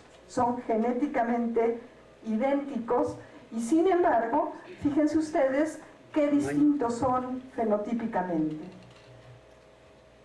Y entonces lo que necesitamos es una verdadera biología de sistemas que nos ayuda a entender la emergencia de los diferentes tipos celulares y su organización espaciotemporal para dar lugar a comportamientos complejos y a seres vivos complejos como son todas las plantas. La información contenida en el ADN no es suficiente y no nos sirve a manera de programa, que es lo que quieren creer los genocentristas reduccionistas, para entender cómo es que emerge y funciona un ser vivo en interacción con su ambiente. Las redes son de esta naturaleza, y esta red es para el organismo modelo más simple que se estudia en biología. Es una bacteria, una pequeña bacteria, Escherichia coli, y es una red de interacciones transcripcionales que no puede ser estudiada, ni siquiera descrita de manera dinámica con las computadoras más potentes existentes hoy en día. El reto de entendimiento de los sistemas biológicos y de las consecuencias de su alteración está todavía por enfrente en la ciencia biológica. Entonces, la primera aseveración falaz: los organismos transgénicos son equivalentes sustancialmente a los no transgénicos. Ese es el tipo de construcciones recombinantes que, como ven, rompiendo las barreras evolutivas a la reproducción, combinan virus, bacterias para producir las proteínas de interés biotecnológico, a veces introduciendo algunas secuencias de resistencia a antibióticos de uso común, que implican también riesgos sanitarios y ecológicos importantes. Se introducen a ciegas en el material genético sin posibilidad de predecir cuál va a ser el impacto fenotípico de estos. Y fíjense ustedes en este experimento de mi laboratorio, en el cual utilizamos exactamente el mismo tipo de construcciones recombinantes que usan las empresas, y esta plantita experimental en condiciones biocontenidas, obtenemos plantas genéticamente idénticas y sin embargo son drásticamente distintas, y la diferencia en el comportamiento de unas y otras depende solamente del sitio en el cual cayó el transgen. Entonces, ustedes imagínense ahora la liberación de estos transgenes en un lugar como, bueno, en cualquier lugar del mundo, puesto que los genes no respetan las fronteras políticas. Eventualmente llegan, como están llegando a los acervos de maíz nativo, que van a tener fondos genéticos mucho más contrastantes que dos plantitas gemelas, porque estas dos son gemelas y son idénticas genéticamente, incluyendo el transgen. La única diferencia es que el transgen cayó en una parte del genoma y en este cayó en un sitio distinto. Y las interacciones locales de ese transgen con los componentes genéticos que están a su alrededor hacen que el desarrollo de estos dos individuos genéticamente idénticos sean distintos. Este tipo de experimentos están en todas las revistas científicas de biología molecular de plantas y animales, y tendrían que ser suficientes. Están hoy en día publicados y desde hace 10, 20 años. Este es un experimento que hicimos en el laboratorio hace más de 15 años y tendrían que ser suficientes para rechazar con argumentos realmente científicos la liberación de cualquier transgénico en cualquier parte del mundo desde mi punto de vista. El maíz transgénico no es igual al nuestro, el maíz transgénico tampoco se puede controlar, esto también se ha demostrado científicamente. Los colegas de esta agrupación de científicos preocupados, a 10 años de la liberación de los primeros transgénicos, demostraron que más del 60% de los acervos de maíz que no deberían de tener transgenes ya los tenían, y han llegado estos transgenes a algunas partes de nuestro país, que es todo él en su integralidad centro de origen y diversidad del maíz verdadero y de las decenas de otras plantas cultivadas asociadas al mismo en las milpas. Esta es la distribución de los maíces nativos. Aún así, la Zagarpa manifiesta que puede haber lugares en donde se libere el maíz sin que haya contaminación. Estos son los puntitos de maíces nativos, sitio simple, que es el ancestro silvestre, documentado por todos los grandes conocedores de maíz de este país, y después de la insistencia de científicos críticos, el trabajo de coordinación de la CONABIO. Y es que es obvio, una mazorca de maíz está formada por eventos de fertilización por cientos de plantas que actúan como masculinas, y los eventos de flujo génico se van a poder dar a miles de kilómetros de distancia, porque los genes se mueven en el polen a cientos de kilómetros de distancia y en las semillas, que son intercambiadas y se van moviendo de mano en mano a miles de kilómetros de distancia. Por eso era importante que de manera rigurosa se demostrara que no es posible la contención de los transgénicos una vez que se les libera al ambiente. Un trabajo primordial de Quist y Chapela, un mexicano avecindado en Berkeley, demostró que habían llegado algunos de estos transgenes nada menos que a Oaxaca. Nosotros nos involucramos en un estudio con INE y CONABIO, entonces encargados desde el gobierno del trabajo de monitoreo, pero muy pronto los técnicos del gobierno encargados de este trabajo, y aquí un ejemplo de cómo, a pesar de la evidencia científica, la corrupción va penetrando en las instituciones que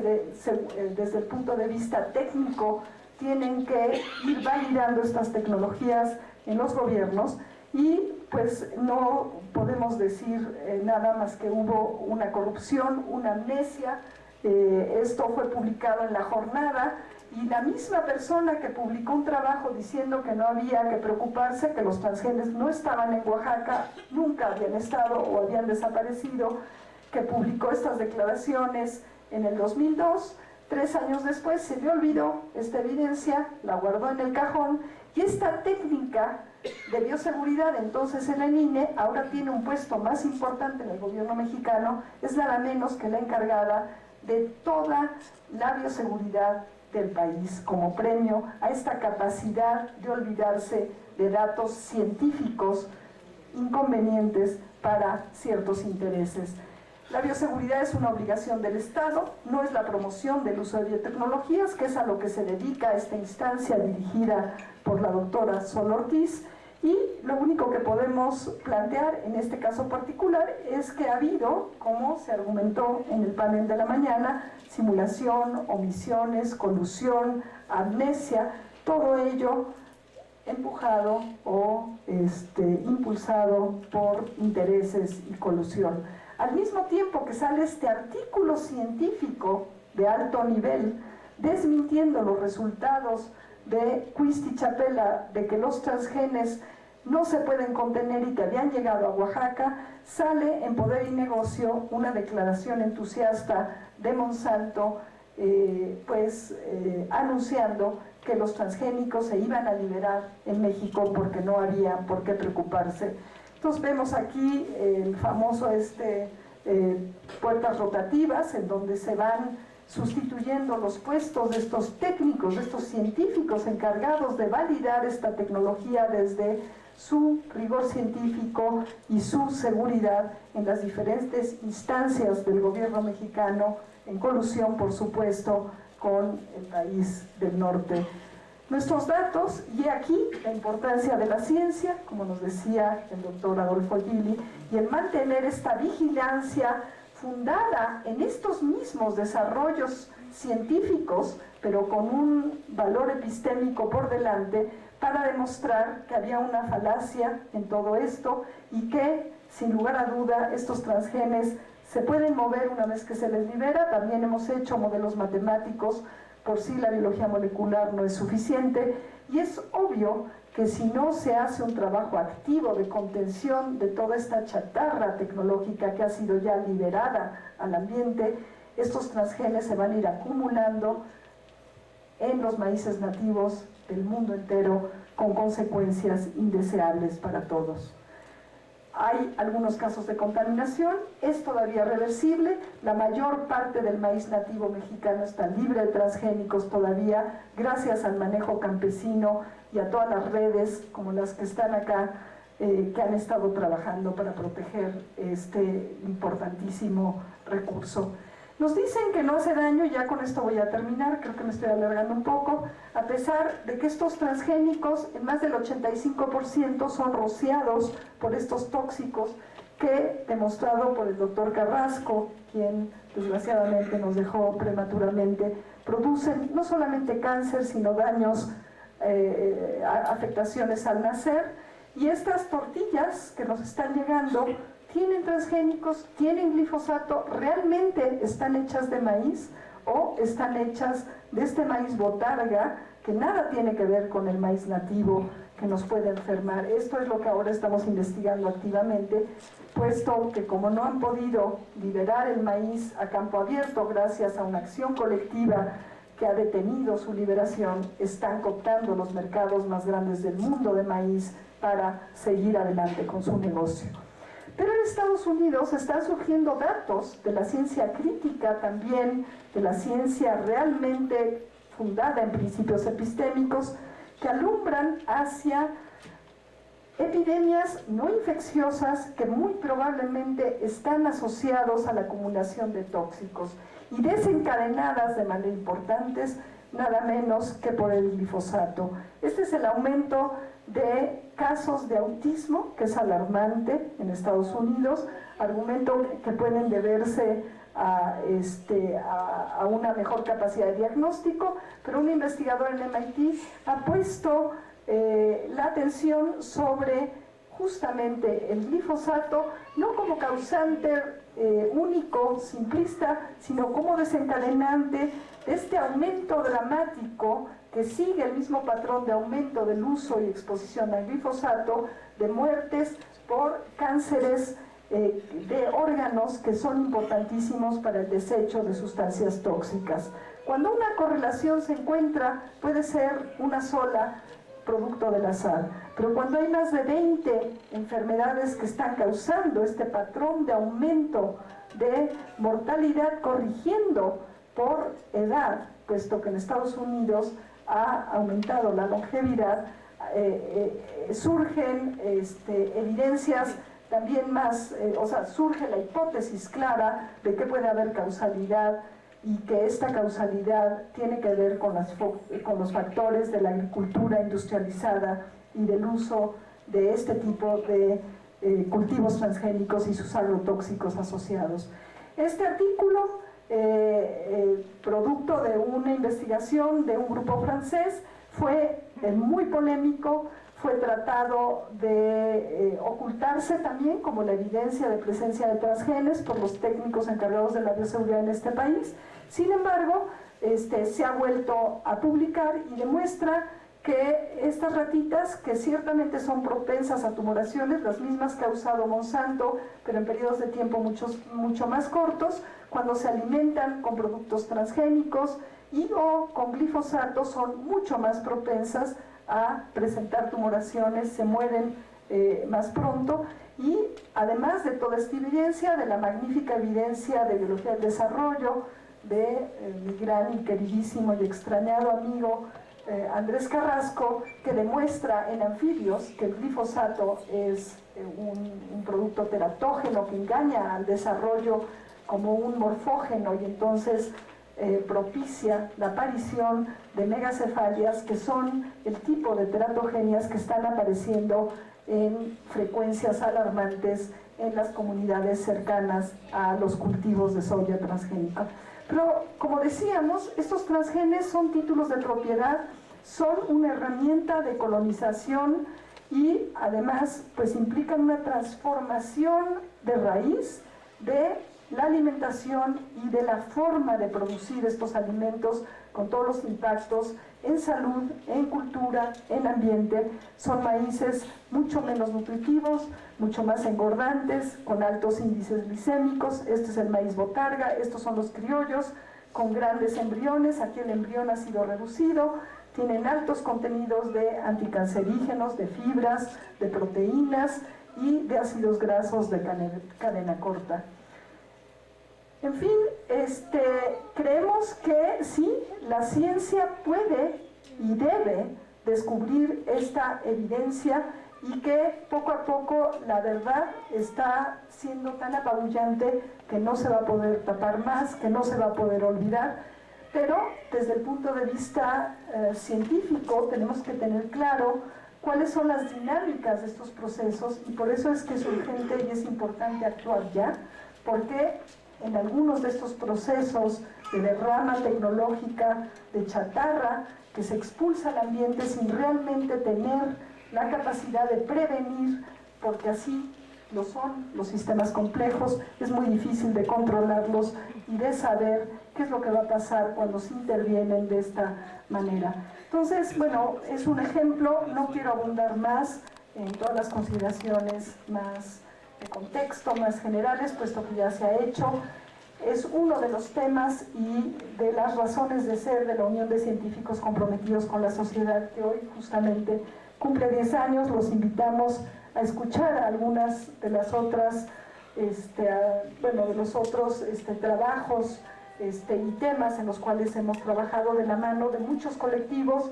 Creo yo que sobresale el trabajo de muchos colectivos ONGs agrupados en Sin Maíz No Hay País, en la Red de Defensa del Maíz, y también acompañados de magníficos científicos como el doctor Turren, como Víctor Toledo, en fin, que hoy por hoy mantienen en prohibición la liberación a campo abierto del maíz en todo el territorio mexicano, pero los grandes intereses no están sentados, están buscando otra forma de intervenir. El 1 y 2 de diciembre vamos a hacer un balance científico crítico con colegas de todo el mundo aquí en la UNAM, y creo yo que es importantísimo que estemos discutiendo y teniendo este tipo de foros en una de las universidades públicas más importantes del mundo, que también está siendo atacada, no soy también la educación, como decía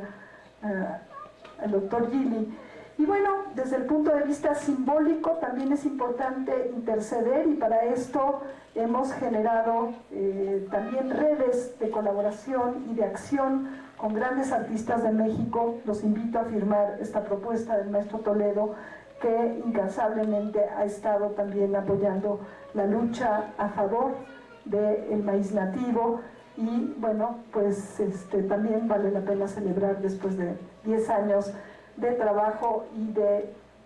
interceder en un tema como estos, pero hay otros temas y bueno, con eso quisiera terminar. Muchas gracias.